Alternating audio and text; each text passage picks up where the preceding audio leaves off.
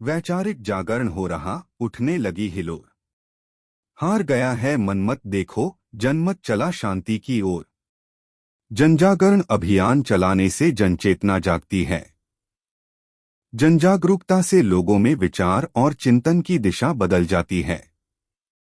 नकारात्मक सोच वाले लोग सकारात्मक सोच वाले बन जाते हैं। निराशावादियों में आशा का संचार होने लगता है। प्रेरणा देकर लोगों का हृदय परिवर्तन करना सबके वश की बात नहीं होती है। कोई कोई बिरले महामानव होते हैं जो जन सुधार, समाज सुधार, देश सुधार कार्य में अपना तन, मन, धन ही नहीं, संपूर्ण जीवन ही मानवता की सेवा के लिए समर्पित कर देते हैं।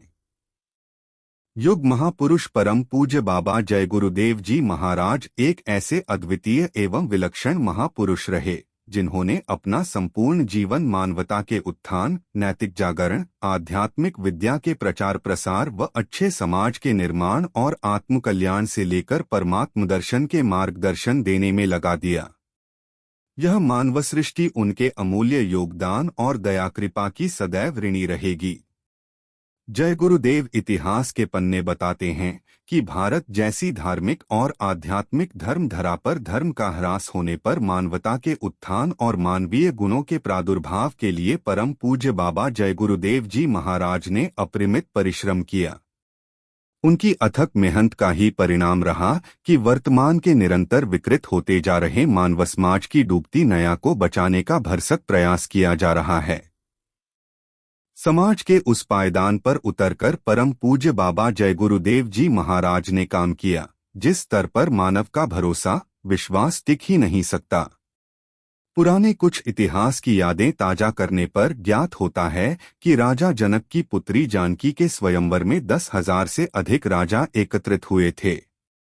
एक साथ मिलकर धनुष उठाने और तोड़ने की कोशिश की थी, परंतु रामरावण के धर्म युद्ध में किसी भी ऐश्वर्यशाली, स्वनामधन्य, प्रतिष्ठित राजा ने कोई मदद नहीं की थी।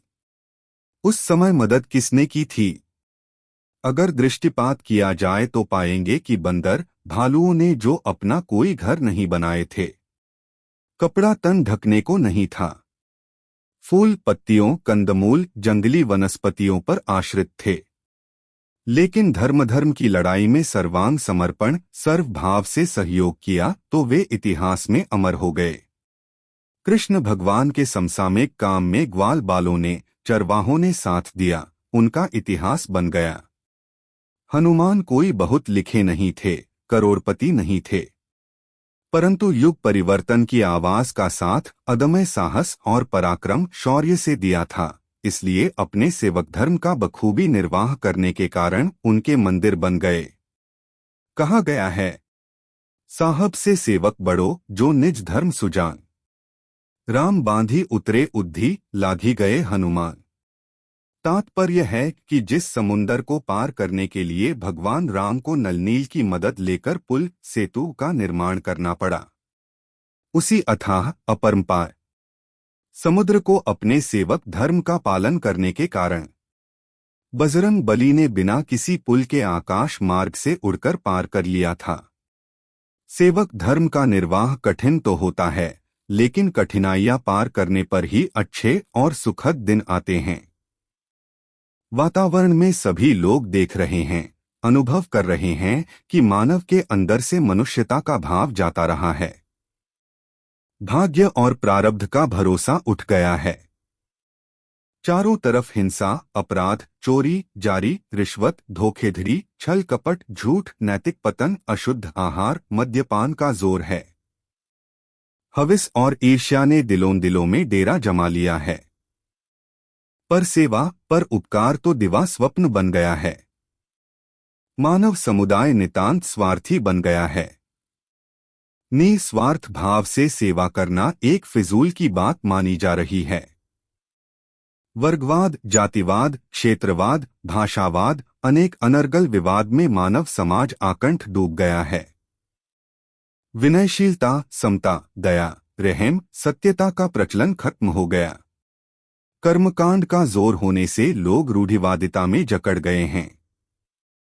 ऐसी विषम परिस्थिति में माया मोह के भंवर जाल में फंसी बहुसंख्यक आबादी का भविष्य क्या होगा? यह भविष्य के गर्भ में है।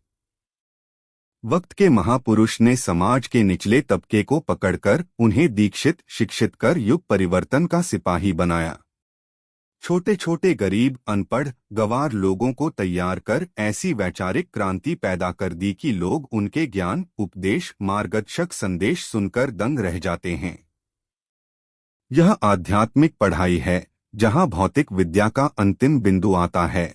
उसी के सिर की चोटी से आध्यात्मवाद का श्रीगणेश होता है। आज संपूर्ण विश्व की सबसे बड़ी विकराल समस्या है अशुद्ध खानपान एवं नशों की प्रवृत्ति। यदि जनजागरण कर इस दो दुर्व्यसनों को दूर करा दिया जाए तो अधिकतर पाप अपराध अपने आप खत्म हो जाएंगे। अच्छाई का ग्राफ बढ़ जाएगा। धीरे धीरे बुराइयों का प्रकोप क्षीण होने लगेगा। समाज में समता की दृष्टि आ जाएगी। लोग परोपकार सेवा और भगवत भजन के लिए उतारू हो जाएंगे।